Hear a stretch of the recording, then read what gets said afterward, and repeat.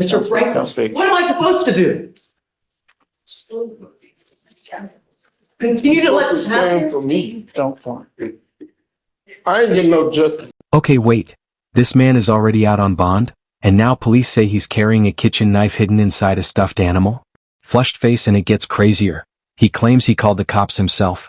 But the story keeps changing. At this point, even the judge is like, what is going on here? That I found no probable cause and that I had an issue because they were alleging that a knife was,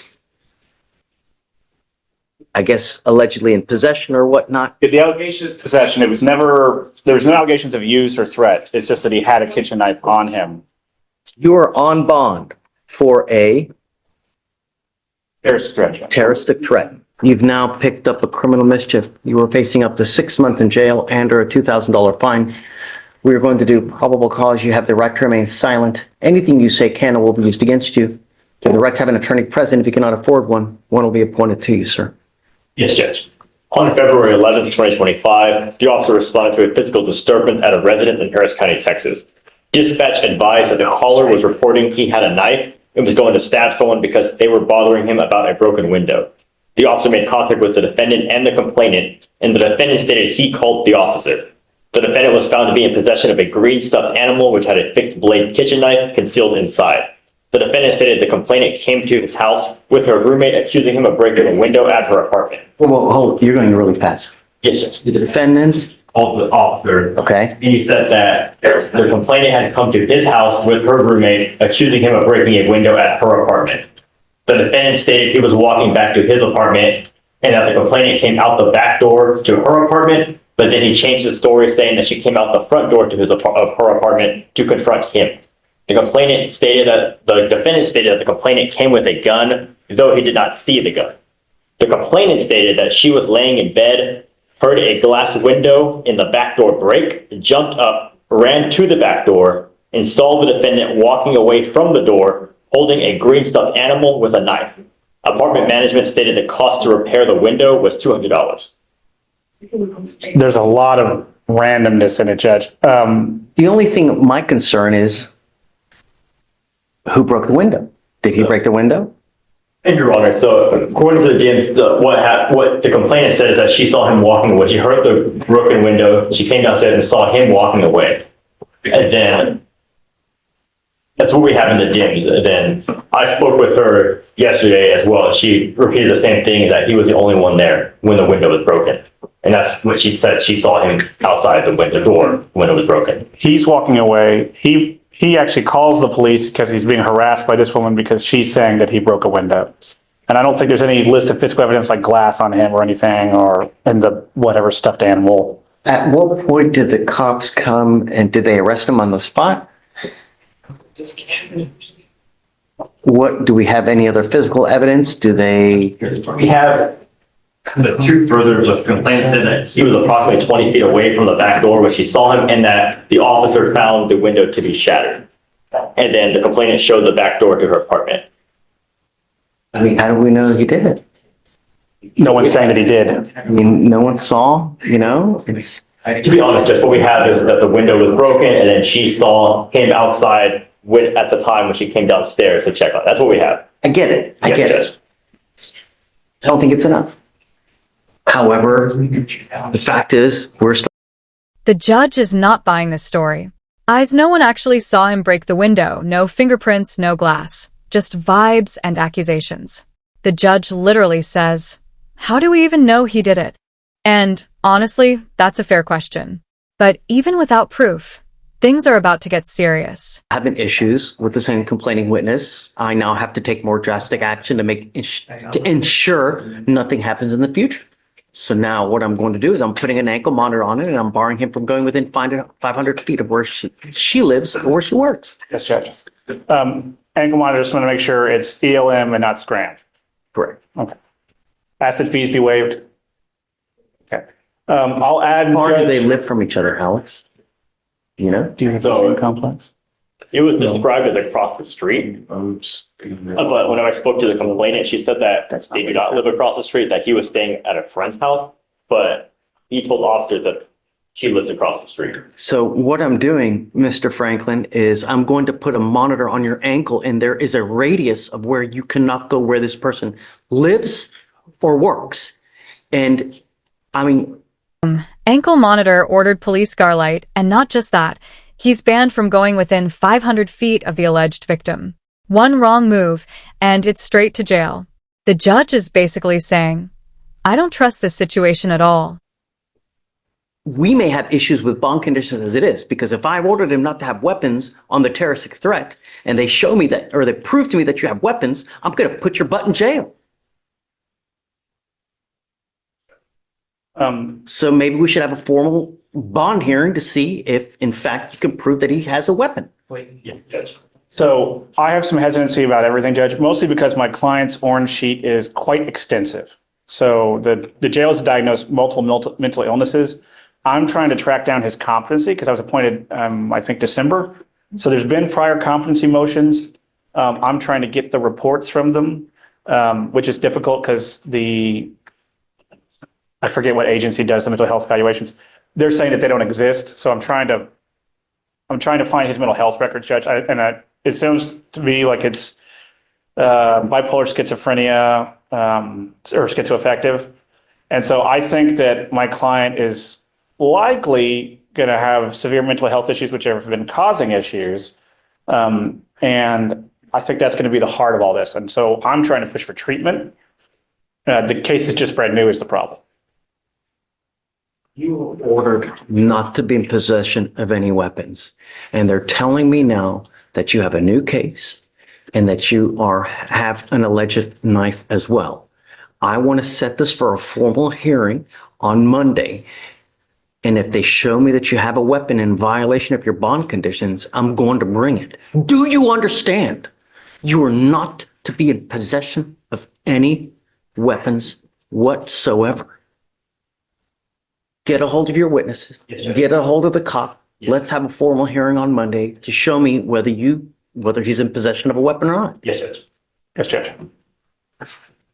In the meantime, like I said, if I find that you become a danger to my community, it's really not going to go well for you. Do you understand, Mr. Franklin? There is no excuse. You will get this ankle monitor today, and you're not to go within 500 feet of where this complaining witness lives or works. If I can politely ask, Judge, that we reset for more than Monday, only because this case is new enough that there's literally no offense report. So I don't know officers' names or. Case.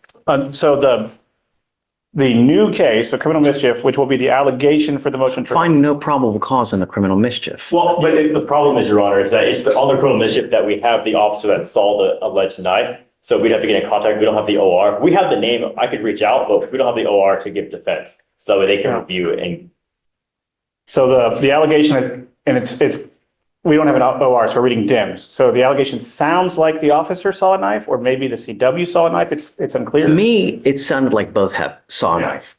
And so Well, that's why. I don't know So, if I anybody mean, did. I guess I'll give you a full week. You know, that should be sufficient for you to get an Yes. OR, Yes, get in yes, contact yes, with both because- witnesses. just to clarify for both parties here, the officer is the one that said when he contacted him, he's found the defendant in possession of the knife. Okay, let's have a hearing. Yes, Judge. Get this guy over here. If you need to subpoena him, do it so that today's Wednesday, we'll have a hearing next Wednesday. Thank you, Judge. As part of your bond condition, you had several. You're not to be in possession of any weapons. You have a GPS monitor, and you're not to go within a certain boundary of the complaining witness in this case. It has now come to my attention through pretrial services that you have bond violations. Specifically, Mr. Franklin has not been compliant with his conditions of bond. Client has failed to not have contact with a prohibited person or visiting a restricted location. Client was ordered by the court not to go within 500 feet of the Northwood Drive apartment in Baytown. On 2/25, client received a victim exclusion zone alert at 10:22 a.m. The victim exclusion zone was cleared at 10:28 a.m. In fact, what I've been told by pretrial is that we have 1, 2, 3, 4, 5, 6, 7, 8, 9, 10, 11, 12, 13, 14, 15 instant.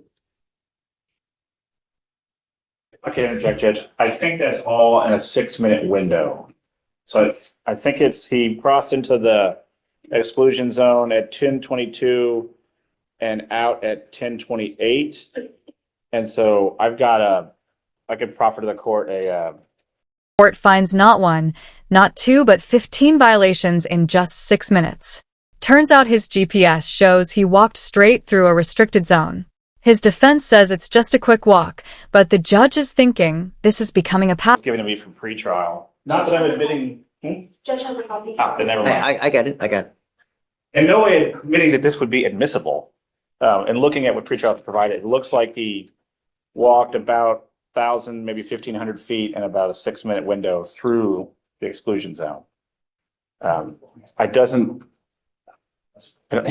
while it says contact, there's no alleged contact with any person. It's just, I know, but it's the way it's written. How do we know?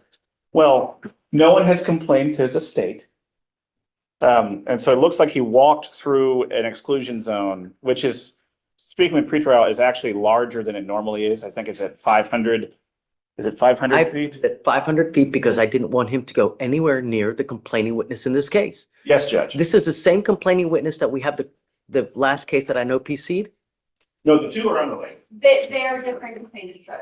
Yes. And so the terroristic threat they're both strangers. The terroristic threat is, the allegation is that my client asked to bum a cigarette, got in an argument when he was denied. And then the newer case with no PC was that some random person's window was broken and somehow my client got charged with it when no one saw or had any evidence to believe that he had done it.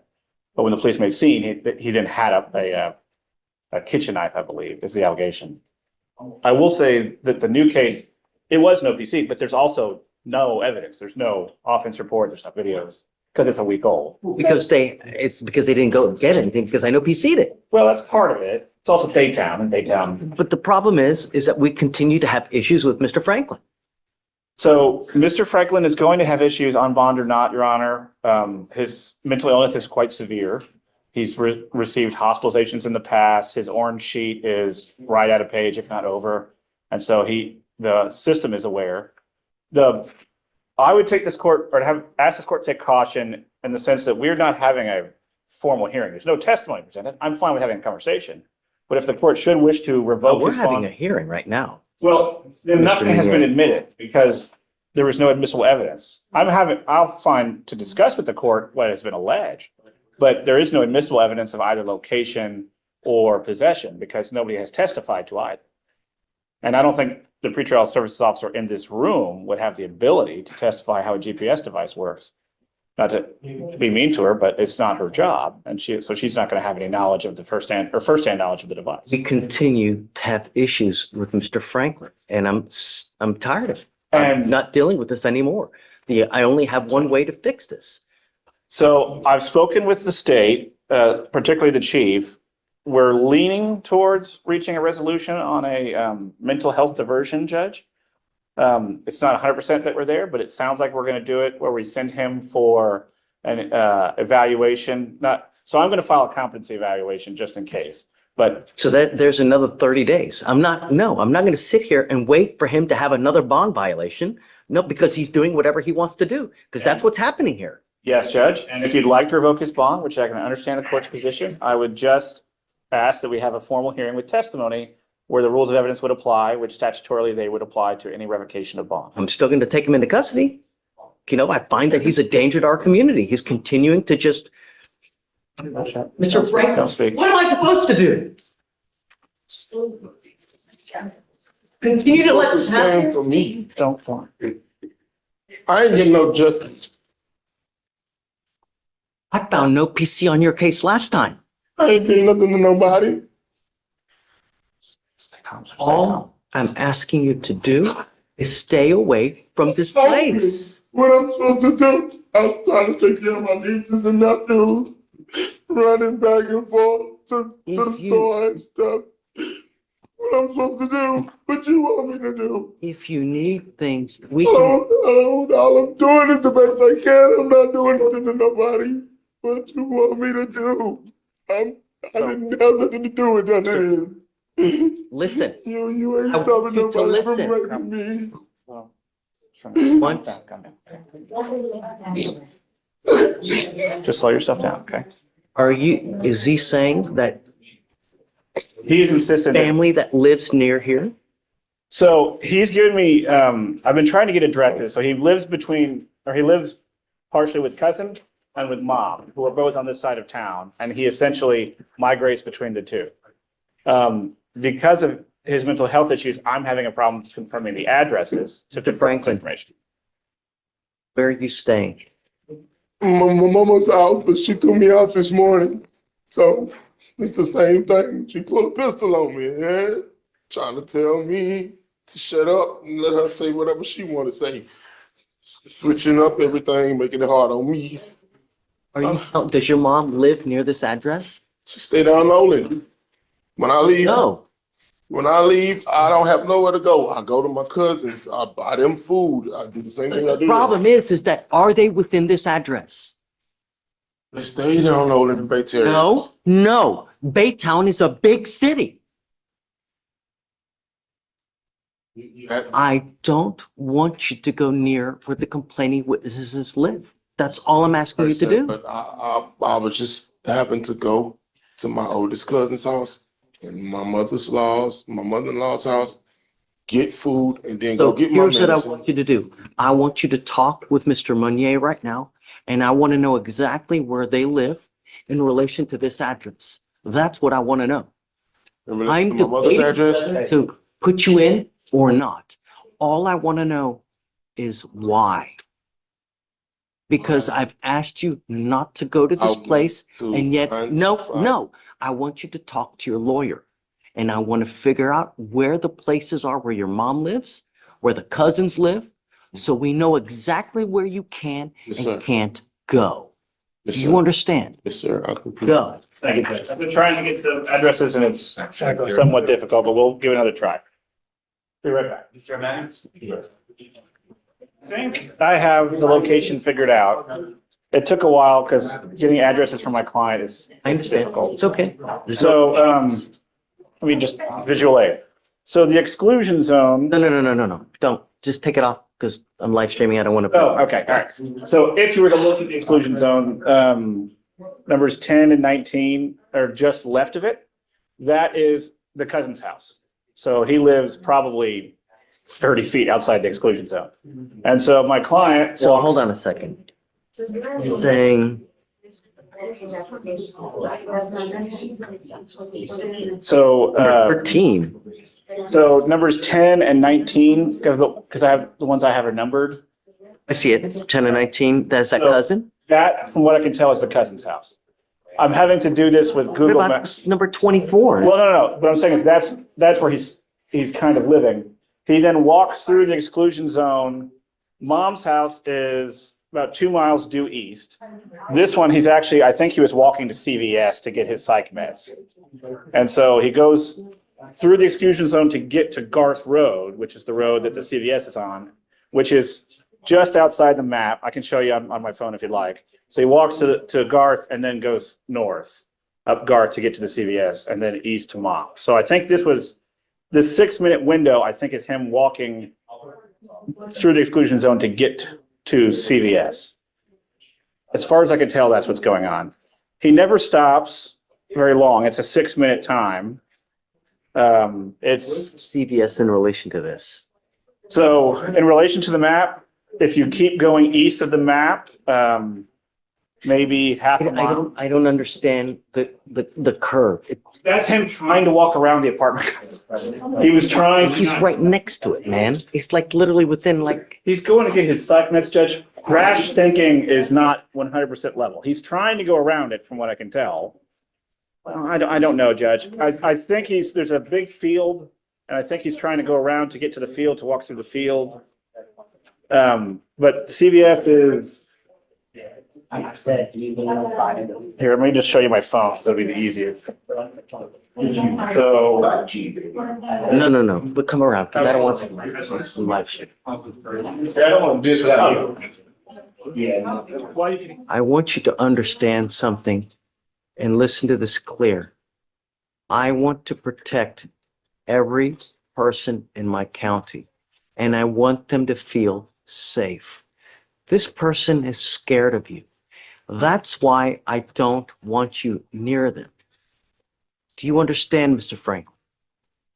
All I'm asking you to do is stay away, because I don't want you to accidentally bump into them on the street. You guys exchange words, and then it goes absolutely haywire. That's what I'm trying to prevent. Do you understand? It's not to be mean to you. It's not to take away this. I'm a nice person. I don't like to put people in jail. But if you're going to be a problem and you're going to scare my city, I've got a problem with that, and I'm not going to take it. You understand? So CVS, where you're trying to get to on that map, is nowhere near where this person lives. Your cousin lives outside of the area of the zone of exclusion. Look at me. Mr. Franklin, there's no reason for you to go near where this person lives. You need to find another way. I'm not going to do this. And now things get emotional. Crying face, the defendant starts breaking down in court, saying he's just trying to take care of his family and doesn't understand what he's doing wrong. He keeps asking, "What do you want me to do?" You can feel the tension. This isn't just legal anymore, it's personal. With you again. Do you understand?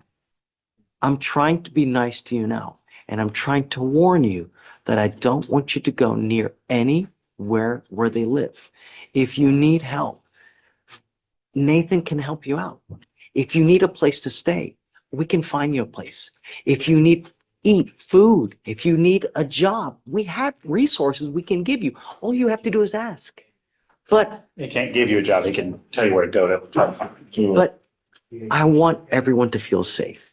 Do you understand? That's all I want. Oh my God. Like, I want you to feel safe. That's it. Here, everyone gets a fair shake. Everyone. I found no PC on your case last time, right? That's a fair shake. It doesn't get any more fair than that. Do you understand?